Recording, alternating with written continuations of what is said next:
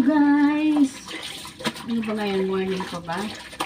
Good morning or good afternoon. So, today is Saturday. So, ngayon, ako ay pumasok sa trabaho. Kahapon dapat i-simple Friday. Good Friday.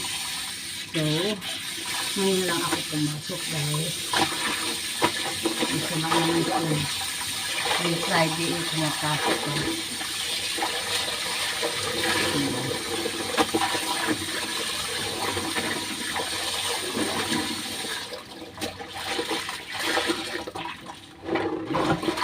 Sobrang init.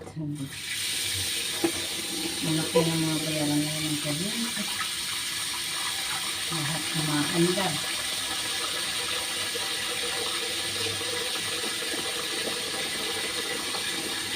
Kaya sa bahay, hindi ito muna sila pinagamit ang rice cooker. Kasi, dapat na lahat eh. Dapat ang aircon. Aba, halos araw-araw aircon. Kung ano nang mangyayari natin yun, baka tayo naputulan ng kuryente. Kaya sabi ko sa mga anak ko, huwag ko nang mag-rice cooker. Magsain mo muna sa kalan. Kasi, mahirap. Baka lalong mainit sa bahay pag wala ng kuryente.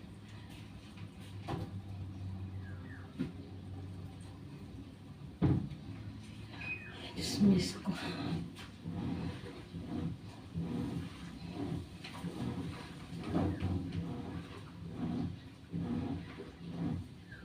Kahit maligo ka guys, ang init pa rin. Sobra.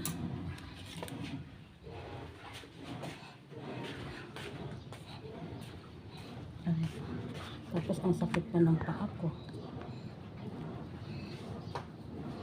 Sakit iatak. Dahil siguro ako'y bumibigat. Ganun ba gayon?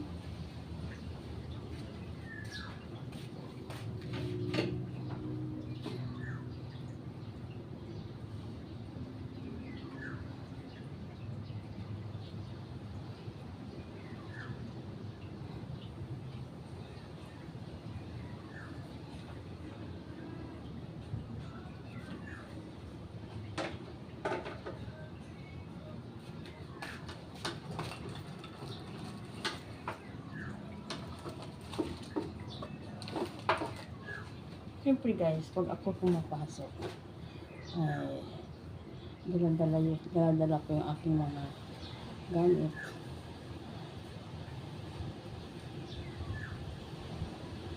Tulad nito, daladala ko yun.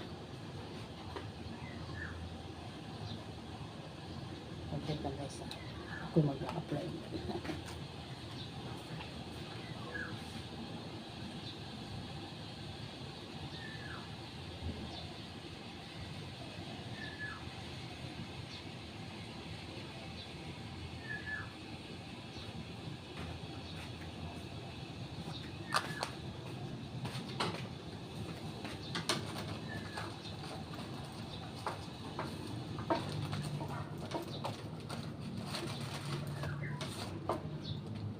Kailangan din guys sa trabaho natin. Hindi lang katulad sa akin, maliligo ako rito.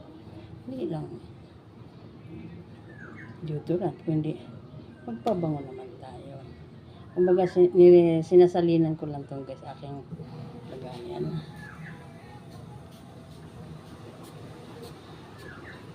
Para hindi mabigat.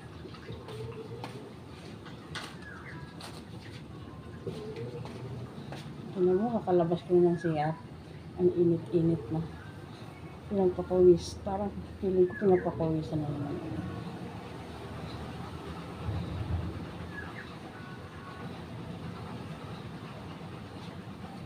Kaya ang bilis matuyo.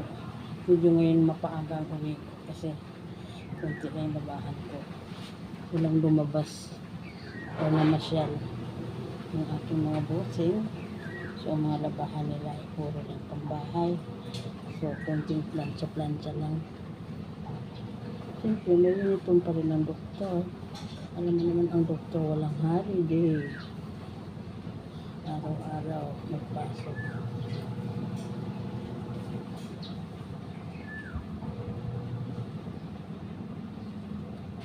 Pero at least konti lang.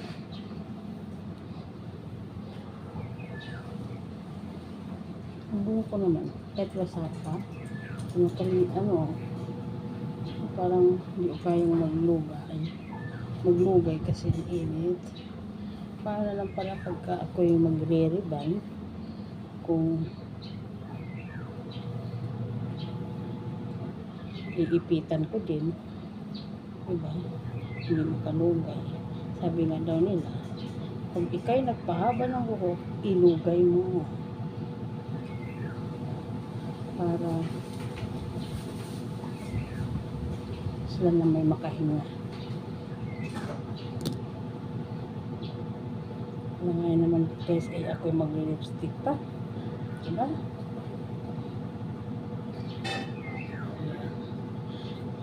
Kaya ng umaga nakapink ako, ngayon na naman nakapink pa rin ako. Parang ang ganda ng aking aura ngayon dito dahil ba'y liwanag ang araw, sobrang liwanag, sobrang init. Kayo ba guys ay gumala ba? Kasi sa probinsya nakalakihan ko na kasi na ang kasabihan ng mga matatanda noon, pag araw ng Biyernes Santo or Santo mula lolo, kailangan ay walang lalabas-labas ng bahay kung hindi naman importante, diba? Maliligo lang, mayroon pang bawal maligo. Ano ba, Biyernes, kung gusto mo maligo, kailangan pagka alas 10 na ng hapon, yun, pwede na maligo. Kung sa umaga, hindi daw, yung mga ganon. Pero, siyempre, sa sobrang init, tapos dito sa Manila tayo ngayon, so parang hindi lahat sinusunod yung mga ganon. Kaya, ang nangyayari, ako talaga, ayaw ko talaga lumakas ng bahay pag Biyernes Santo. Pag Good Friday, hindi ako lumalabas na bahay. Minsan, napaaya ako ng mga pamilya ng aking asawa na mag-outing, may ligo. So sabi ko, lahat sila, inaaya ako lang hindi. Pero ingat na ingat ako nun guys, kasi iniisip ko, masama. Kaya, may napansin ako nung time na yun. Yung pagbaba namin ng jeep, pagtawid namin, traffic pa naman. So, bumaba na kami. Tapos nung pagtawid namin, nauna yung anak ko at saka yung apo, ay bigla ba namang magpatakot na sana yung kotse. O diba? Delikado talaga. Ito na lang, kaya ako yung kinakabahan, hindi ko lang kinuwento sa kanila. Kaya, may talaga ako. May takot ako sa mga ganun.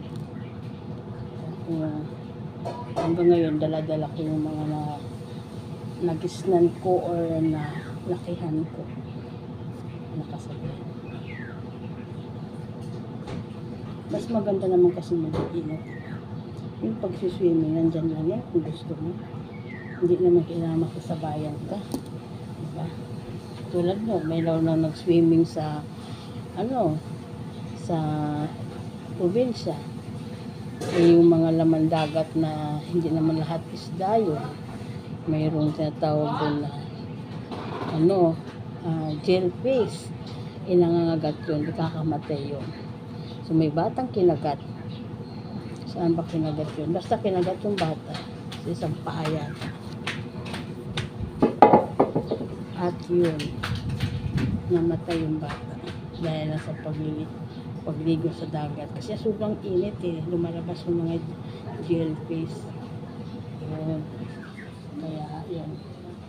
Pero, alam mo naman ang Pilipino, pagsabihin nila, panahon na yun, so kasurtihan lang. Pero, bakit kailangan mong surtihan? Pag kailangan mo mag-ingat. Kaya ito naman ngayon guys, itatali ko na naman yung aking mukha kasi mainit.